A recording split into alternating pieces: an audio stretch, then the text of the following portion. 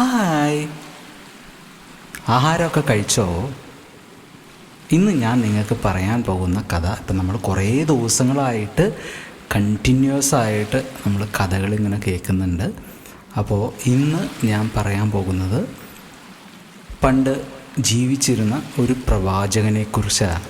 അപ്പോൾ പ്രവാചകൻ എന്ന് പറഞ്ഞാൽ പ്രോഫറ്റ്, ഇംഗ്ലീഷിൽ പ്രോഫറ്റ് എന്ന് പറയും. അപ്പോൾ പ്രോഫറ്റ് എന്ന് പറഞ്ഞാൽ, അല്ലെങ്കിൽ പ്രവാചകൻ എന്ന് പറഞ്ഞു കഴിഞ്ഞാൽ, ദൈവം എന്തെങ്കിലും ആരോടെങ്കിലും പറയാൻ ആഗ്രഹിക്കുന്നുണ്ട് എങ്കിൽ പഴയ കാലത്ത് പ്രവാചകന്മാരിലൂടെ ആയിരുന്നു ദൈവം പറഞ്ഞുകൊണ്ടിരുന്ന ഒരു രീതി. പല രീതിയിൽ പറഞ്ഞിട്ടുണ്ട്, അതിൽ ഒരു രീതി പ്രവാചകന്മാരിലൂടെ ആയിരുന്നു. അപ്പോൾ അങ്ങനെ അന്നത്തെ കാലത്ത് ഉണ്ടായിരുന്ന ഒരു പ്രവാചകനെക്കുറിച്ചാണ് ഇന്ന് നമ്മൾ കഥ കേൾക്കാൻ പോകുന്നത്.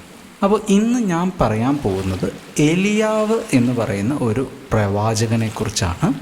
എലിയാവ് എന്ന് പറഞ്ഞ ഈ പ്രവാചകൻ, ആ പ്രവാചകൻ താമസിച്ചിരുന്ന സ്ഥലത്ത് അവിടെ ഒരു രാജാവുണ്ടായിരുന്നു. ആ രാജാവ് ദൈവത്തിന് വിരോധമായിട്ട്, ദൈവത്തിന് ഇഷ്ടമില്ലാത്ത കാര്യങ്ങളെല്ലാം ചെയ്തുകൊണ്ടിരുന്നു. ആ രാജാവിൻ്റെ പേരായിരുന്നു ആഹാബ് രാജാവ്. എന്തായിരുന്നു രാജാവിൻ്റെ പേര്? ആഹാബ് രാജാവ്. അപ്പോൾ ദൈവത്തിന് ഭയങ്കര കോപമുണ്ടായി. ഈ രാജാവ് ദൈവത്തിനെതിരായിട്ട് എല്ലാ കാര്യങ്ങളും ചെയ്യുമ്പോൾ ദൈവത്തിന് ഭയങ്കര കോപമുണ്ടായി. ദൈവം എലിയാവ് പ്രവാചകനിലൂടെ ഈ രാജാവിൻ്റെ അടുത്ത് ചില കാര്യങ്ങൾ പറഞ്ഞ് ഏൽപ്പിക്കാൻ വേണ്ടി ഈ പ്രവാചകനെ രാജാവിൻ്റെ അടുത്ത് വിട്ടു. അങ്ങനെ പ്രവാചകൻ രാജാവിൻ്റെ അടുത്ത് ചെന്നു. രാജാവിൻ്റെ അടുത്ത് ഈ പ്രവാചകൻ ചെന്നിട്ട് രാജാവിൻ്റെ അടുത്ത് പറഞ്ഞു, ഇസ്രായേലിൻ്റെ ദൈവമായ യഹോവയാണ്, ഞാൻ പറയാതെ ഇനി ഈ ഭൂമിയിൽ, ഈ ആണ്ടിൽ, ഈ രാജ്യത്ത് മഴയും മഞ്ഞും ഉണ്ടാകില്ല എന്ന് പറഞ്ഞു. എന്താ പറഞ്ഞേ? മഴയും മഞ്ഞും ഇസ്രായേലിൻ്റെ ദൈവമായ യഹോവ അനുവദിക്കാതെ, യഹോവയാണ്, ഞാൻ പറയാതെ ഇനി ഉണ്ടാവുകയില്ല. ആരുടെ അടുത്താണ് പോയി പറയണേ? ഒരു രാജാവിൻ്റെ അടുത്താണ് ഈ എലിയാവ് പോയി പറയുന്നത്. അപ്പോൾ എന്ത് ധൈര്യം വേണം നോക്കി. രാജാവ് എന്ന് പറഞ്ഞാൽ പറയുന്ന നേരത്ത് എന്ത് കാര്യങ്ങളും ചെയ്ത് തീർക്കാൻ രാജാവിനെ സപ്പോർട്ട് ചെയ്ത് കുറേ ആൾക്കാർ നിൽക്കുന്നുണ്ട്. അങ്ങനെയുള്ള രാജാവിൻ്റെ മുന്നിൽ പോയിട്ട് ഈ എലിയാവ് പറയുകയാണ് ഈ രീതിയിൽ, ഞാൻ പറയാണ്ട് ഇനി മഴയും മഞ്ഞും പെയ്യില്ല എന്ന്. ഇത് പറഞ്ഞിട്ട് എലിയാവ് പെട്ടെന്ന് അവിടെ നിന്ന് പോന്നു. രാജാവിന് ഭയങ്കര ദേഷ്യം വന്നു. ഓക്കെ, എലിയാവ് പെട്ടെന്ന് അവിടെ നിന്ന് പോന്നു. അപ്പോൾ ദൈവം എലിയാവിൻ്റെ അടുത്ത് പറഞ്ഞു, നീ യോർദാൻ അക്കരെയുള്ള കെരീത്ത് തോട്ടിൽ പോകണമെന്ന് പറഞ്ഞു. എന്താ പറഞ്ഞേ?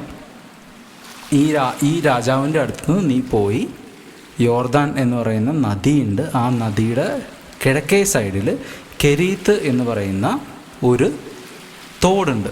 ആ തോട്ടിൽ പോയി ഒളിച്ചിരിക്കുക. ആ തോട്ടിൽ നിന്ന് നീ വെള്ളം കുടിക്കണം. അതേപോലെ തന്നെ നിനക്ക് രാവിലെ കഴിക്കാനുള്ള ഭക്ഷണം, ആഹാരം ആര് തരും? കാക്ക കൊണ്ടുപോയി തരും. കാക്ക കൊണ്ടുപോയി ആഹാരം തരുമോ? ഏലിയാവ് ചിന്തിച്ചു, കാക്ക കൊണ്ടുപോയി എനിക്ക് ആഹാരം തരുമോ?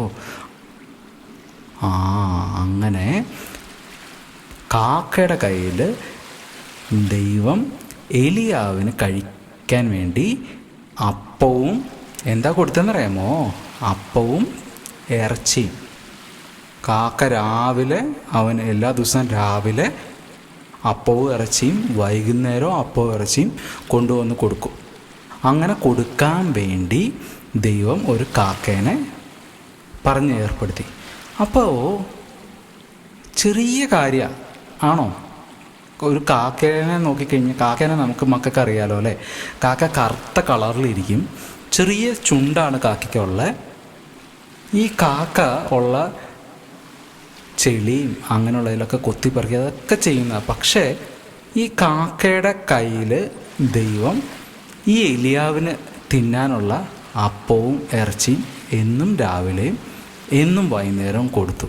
അപ്പോൾ ദൈവം എങ്ങനെയാണ് എലിയാവിനെ കരുതിയെന്ന് നോക്കിയത്. രാജാവാണെങ്കിൽ ഒരു സൈഡിൽ എലിയാവിനെ എന്തെങ്കിലും ചെയ്ത് കാര്യങ്ങൾ മാറ്റാനുള്ള ദേഷ്യത്തിൽ നിൽക്കുന്നു, ഇങ്ങേ സൈഡിൽ ദൈവം എലിയാവിൻ്റെ കൂടെയുണ്ട്.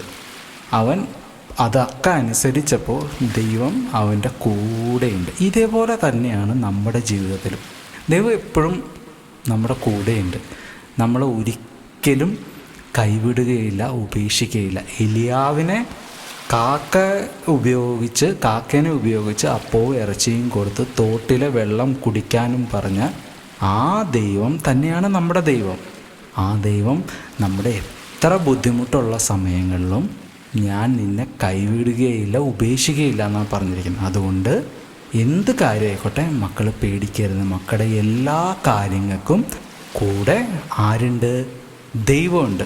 അപ്പ അമ്മ മാത്രമല്ല, അപ്പ അമ്മ ഇല്ലെങ്കിലും, ഫ്രണ്ട്സ് ഇല്ലെങ്കിലും, സ്കൂളിൽ പഠിപ്പിക്കുന്ന ടീച്ചർമാരില്ലെങ്കിലും, ആരില്ലെങ്കിലും, ഈ ലോകത്ത് ആരില്ലെങ്കിലും മക്കളെ സ്നേഹിക്കുന്ന, മക്കളെ കൈവിടില്ലാത്ത ഒരു ദൈവം ഈ ഭൂമിയിലായിരിക്കുന്ന മക്കളെ സ്നേഹിക്കുന്നുണ്ട്.